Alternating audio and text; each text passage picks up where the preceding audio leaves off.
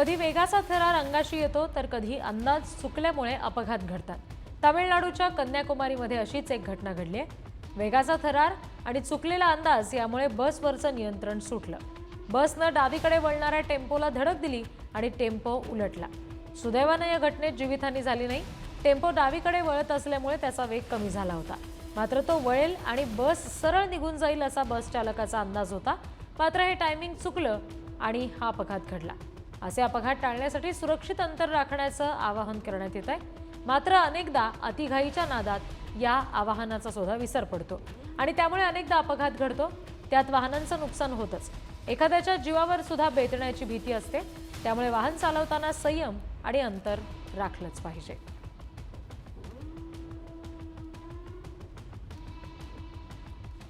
चोरी करायची म्हटली की चोर समोरच्याच्या जीवाचीही पर्वा करत नाही।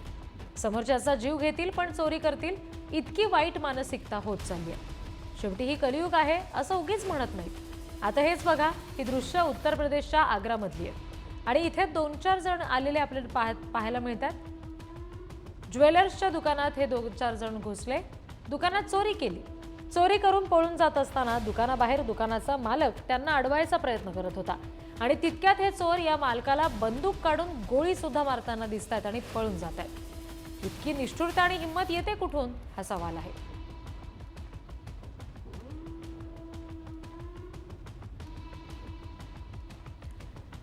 मंडळी, पुण्यामध्ये कोयता गँगची दहशत काही थांबता थांबत नाहीये। आता तर ही कोयता गँग थेट रस्त्यावर उतरली आहे। हा व्हिडिओ बघून नागरिकांची सुरक्षा किती वाऱ्यावर आहे याचा प्रत्यय येतोय। हे तरुण रहदारीच्या रस्त्यावर वाद घालतात आणि दहशत माजवण्याच्या नादात अक्षरशः एकमेकांवर कोयत्यानंच हल्ला करताना पाहायला मिळतात। ही दृश्य मन सुन्न करणारी आहेत। या हल्ल्यामध्ये हे एकमेकांवर इतके तुटून पडलेत की रस्त्यावरच्या वाहनांचं सुद्धा त्यांना भान राहिलं नाहीये। या प्रकरणी पोलिसांनी आरोपींना अटक केली आहे, पण या कोयता गँगला चांगलीच अद्दल घडवावी आणि कायदा सुव्यवस्था अबाधित ठेवावी हीच मागणी आता नागरिक करतात।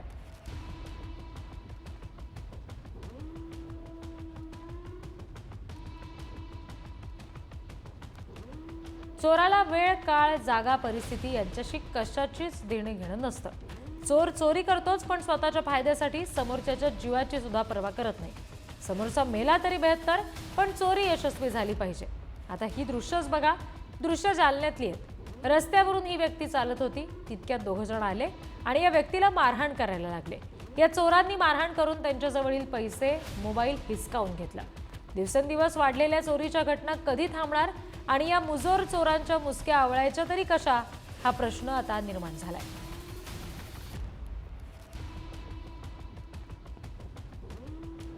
गुंडांच्या टोळ्या एकमेकांवर कुरघोडी करण्यासाठी भिडतातच, सोबतच दहशत निर्माण करण्यासाठी नागरिकांवर सुद्धा हल्ले करण्याच्या घटना हल्ली वाढत आहेत। नाशिकच्या मसरूळमध्ये अशाच घटना वारंवार घडतात। शांतीनगर ते घाडगेमळा परिसरामध्ये गावगुंडांचा हैदोस पाहायला मिळाला। सामान्य नागरिकांचं जगणं अवघड झालंय। या परिसरातील पेट्रोल पंपवर एका तरुणावर असाच हल्ला करण्यात आला। 5 ते 6 जणांचं टोळकं अक्षरशः या तरुणावर तुटून पडलं आणि त्याला निर्दयीपणे मारहाण करू लागलं। सुदैवानं हल्ल्यात तरुणाचा प्राण बचावलाय, मात्र तो गंभीर जखमी आहे। त्याच्यावर सध्या उपचार सुरू आहेत। ही झुंडशाही विकृती मुळासकटच वेळीच ठेचून काढली तर सर्वसामान्यांना शांतपणे निर्भयी वातावरणात जगता येईल अशी भावना लोक व्यक्त करतायत।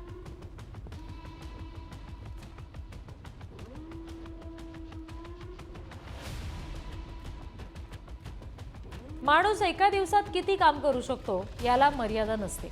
या दृश्यामध्ये दिसणारे दोघं मेहनतीचं नाही तर चोरीचं काम करतायत। मात्र चोरीचे रेकॉर्ड मोडण्याचा त्यांचा हा प्रयत्न दिसतोय, कारण त्यांनी 1-2 नाही तर एकाच रात्रीत तब्बल 11 दुकानांमध्ये चोरी केली आहे। ही घटना आहे आपल्या हिंगोलीच्या औंढा नागनाथ शहरातली।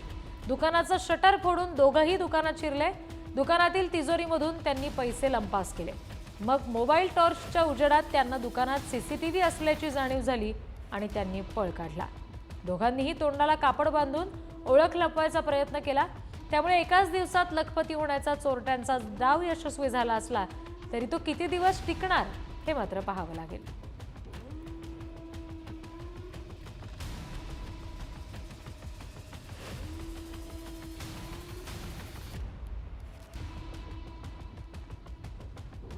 मारहाण आणि हाणामारी करण्यासाठी काही मोठं कारण गरजेचं असतंच असं नाही। मात्र या घटनेत जे काही दिसतंय ती मारहाण नाही तर व्यापाऱ्याची लूट आहे। राजस्थानच्या झालावाडमधील ही दृश्य आहेत। एका बाईकवर 2 चोरटे आले। त्यांनी शेजारील बाईकवरून जाणाऱ्या एका व्यापाऱ्याला अडवायचा प्रयत्न केला। मग बाईक आडवी घातली आणि व्यापाऱ्याला अडवलं। व्यापारी पुढील काही हालचाल करण्याआधीच लुटारू बाईकवरून उतरले आणि मारहाण करायची सुरुवात केली आणि मग शस्त्राचा दाग दाखवत 5,000 रुपये हिसकावून चोरटे फरार झाले।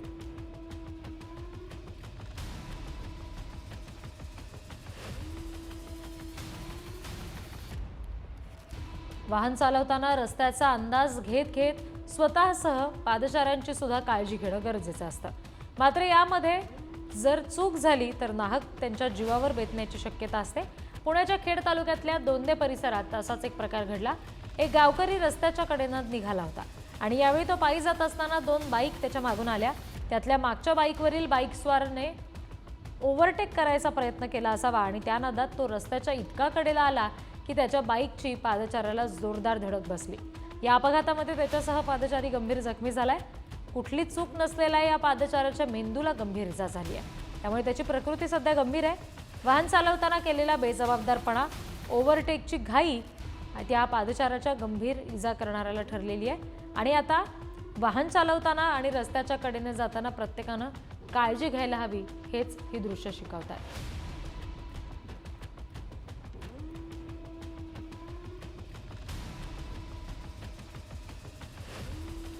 आपल्याही आजूबाजूला लहान मुलं खेळत असतील आणि कुत्र्यांचा वावर असेल तर जरा सावध व्हा।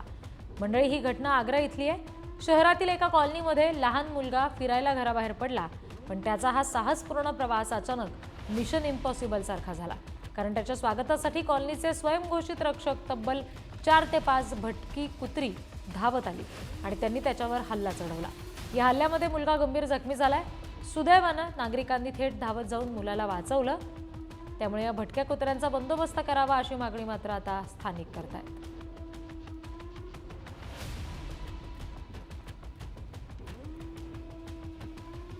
मंडळी, हा व्हिडिओ पाहता क्षणी तुमच्याही चेहऱ्यावर हसू आल्याशिवाय राहणार नाही। तुम्ही चोरट्यांनी दुचाकी पळवल्याच्या घटना पाहिल्या असतील, पण या व्हिडिओत चक्क बैलानंच स्कूटी पळवल्याची घटना घडली आहे। उत्तराखंडमधील ऋषिकेशमध्ये हा अनोखा आणि मजेशीर प्रकार घडला। सुरुवातीला हा बैल शांत दिसतोय, पण समोरचा स्कूटी पाहूनच या बैलाच्या मनात काहीतरी आलं असावं आणि थेट त्यानं स्कूटीच ओढत नेली। हा व्हिडिओ सध्या सोशल मीडियावर तुफान व्हायरल होताना दिसतोय।